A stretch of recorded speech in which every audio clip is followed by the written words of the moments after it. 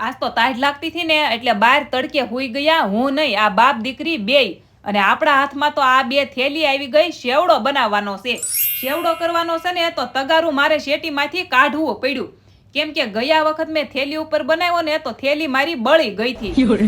શેવડામાં નાખવા શિંગદાણા ફોલવાના છે, કોઈ ફોલી દેહે નહીં, મારે ફોલવાના છે. અને અમારા બેન તો જો ચાલુ થઈ ગયા.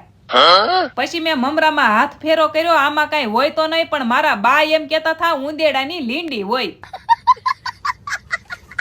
આમાં કેમ શેવડો ખાવો?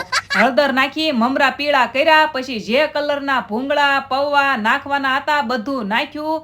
છેલ્લે બળી ગયા સિંગ દાણા. જેવો શેવડો બન્યો ને વખાણ થવા માંડ્યા. પણ ખાંડ નાખવાની તો બાકી હતી, જે મેં ઉપરથી નાખી. શેવડો ભરવા ડબ્બો ખાલી કરવો પડ્યો. અમે ઝાઝા ડબ્બા રાખતા નથી. સુરતમાં ઝાઝો સામાન રાખવાનો હોય નહીં.